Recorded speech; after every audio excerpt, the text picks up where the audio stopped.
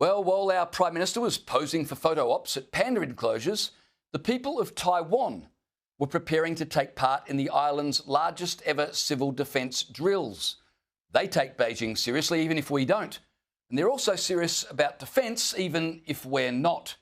For more on this, I'm joined by Strategic Analysis Australia Director Michael Shoebridge. Michael, thanks for joining me tonight. The Taiwanese preparing to fend off a Chinese invasion the day after our PM was in Beijing enthusing that Xi Jinping had the band play Paul Kelly covers just highlights the absurdity of the past week, does it not? Well, yes, James, and it's an ugly dose of reality, isn't it? And you mentioned the major military exercises that we're conducting with 18 other nations here in Australia to deter China from war. I don't know about you.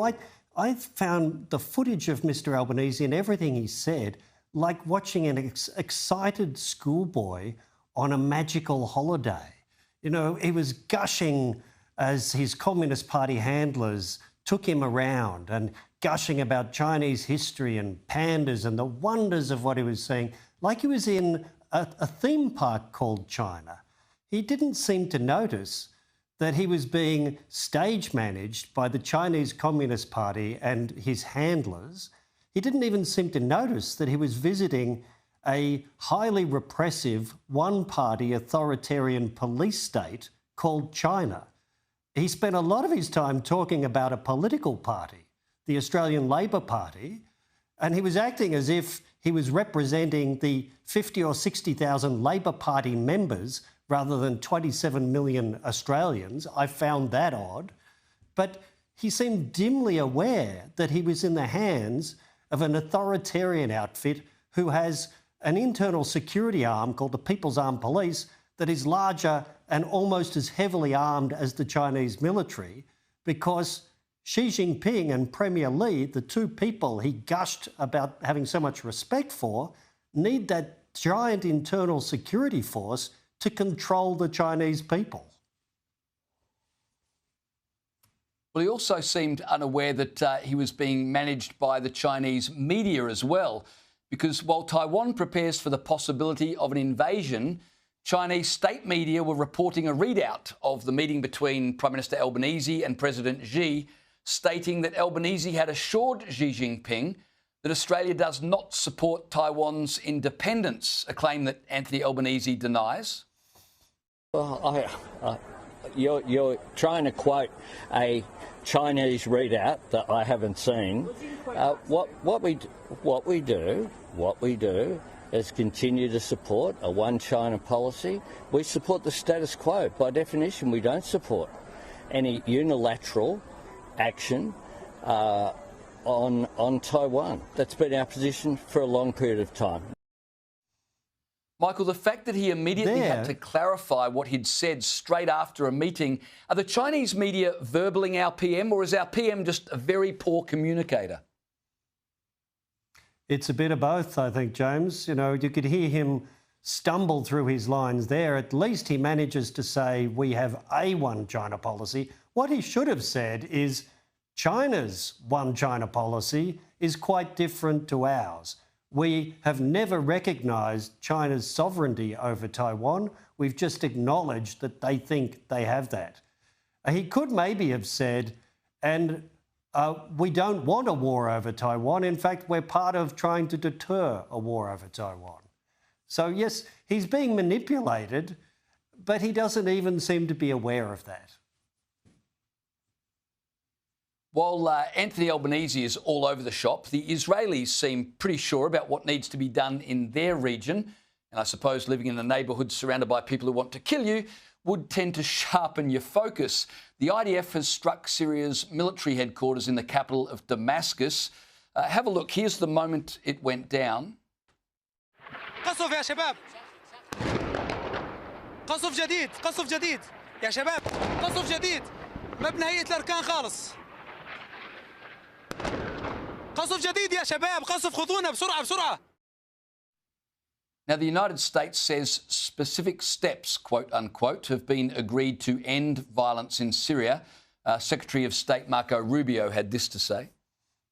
These are historic, long-time rivalries between different groups in the south-west of Syria, Bedouins, the Druze community, and it led to an unfortunate situation and a misunderstanding, it looks like, between the Israeli side and the Syrian side. So we've been engaged with them all morning long and all night long with both sides, and we think we're on our way towards a real de-escalation. So, Michael, just explain to us, why did Israel target Syria? Well, everyone seems to think that the HTS takeover of Syria under President al-Shara has led to total peace and happiness in the country, the war-torn country called Syria. It hasn't. There's still an enormous amount of communal violence, and the HTS forces that are now the government forces are still a part of that. So the Druze community lives on the border with Israel, partly in the Golan Heights controlled by Israel and partly in Syria. There was an outbreak of violence between Bedouins and the Druze, and then the Syrian government forces took the side of the Bedouins against the Druze. So the Israelis have intervened to show the Syrian government actually they don't have a choice but to recognise Israeli military dominance and call off their violence against the Druze.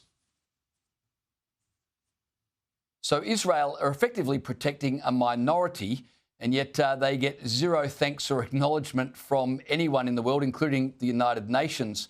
Meanwhile, the Israelis are still trying to rescue hostages taken 649 days ago by Hamas terrorists. Donald Trump has announced what he says is good news regarding the Gaza ceasefire talks that may result in at least some of the remaining hostages being rescued. Here's Donald Trump. We have some good news on Gaza and good news on a couple of things that we're working on at a very high level.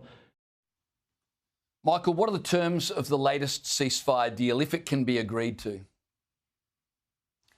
Well, I think there has been some progress. It looks like the Israelis and Hamas have agreed to some of the detail around what the Israeli Defence Force withdrawal will look like while they'll keep a presence there.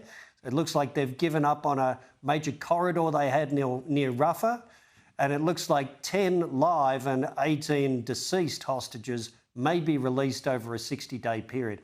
I really doubt, though, that they are on track to have a final end to the war because Hamas and the Israeli government's terms are too far apart. Yeah, and of course, you know, the war could end today if Hamas simply gave back all the hostages and surrendered, but that's not going to happen anytime soon. Russia has issued a warning to the United States, claiming its nuclear doctrine remains in effect. This is just days after Trump announced that America and NATO would supply advanced weapons to Ukraine. When Russia talk about their nuclear doctrine remaining in effect, what does that mean? And is this a threat that Trump and indeed NATO should take seriously? Well, Putin has made this same threat repeatedly during his war against Ukraine. And the Russian nuclear doctrine says if there's an existential threat to Russia by armed attack, whether it's conventional or nuclear, then they may use nuclear weapons.